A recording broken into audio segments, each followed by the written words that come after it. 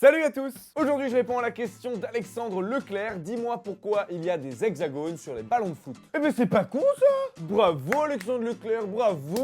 Non mais c'est vrai, pourquoi les ballons de foot ne sont pas tous lisses, comme les cheveux d'SCH? Eh ben on va voir ça tout de suite, c'est parti! Le foot! Que le premier de mes abonnés qui n'a jamais regardé en entier ou à moitié un match de foot se lève maintenant et parte. Eh non, je plaisante ma gueule.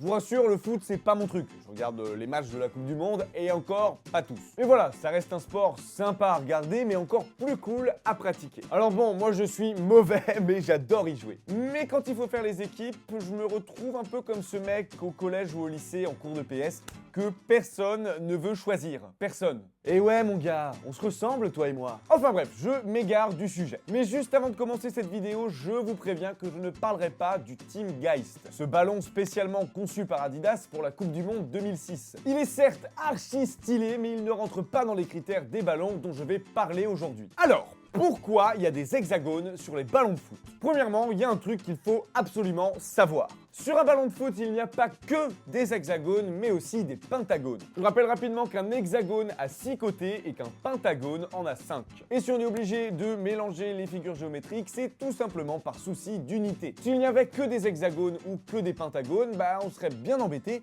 parce que le ballon ne serait pas totalement rond. Remarque que vous me direz, ça pourrait donner quelques effets sympas. Pour s'en rendre compte, il faut décomposer le ballon comme ceci. À chaque fois sont couplés 2 hexagones et un pentagone, ce qui permet de rendre le ballon le plus sphérique possible sans qu'il soit lisse. Et on peut même remarquer que 2 pentagones ne se touchent jamais. Sur ce ballon c'est facile parce que les pentagones sont représentés en noir et les hexagones en blanc. Du coup vous voyez bien que les pentagones ne se touchent jamais. Et pour finir sur cette partie, j'ai lu à droite à gauche qu'un ballon de foot comprenait 12 pentagones et 20 hexagones. Du coup vous me connaissez, je me suis dit que j'allais vérifier. Bon ok, là c'est la version plage du ballon de foot, mais ça fonctionne quand même.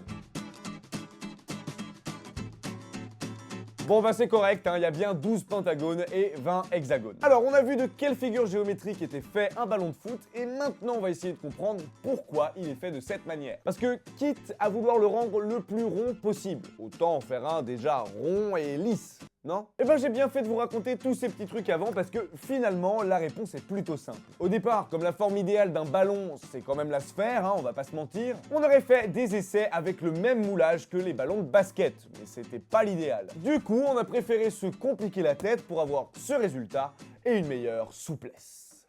Voilà, en tout cas si ce dis-moi pourquoi t'a plu, n'hésite pas à aimer la vidéo, à la partager et surtout, abonne-toi. Aujourd'hui, je réponds à la question con de Bliwan. Combien de bougies faut-il pour faire bouillir de l'eau?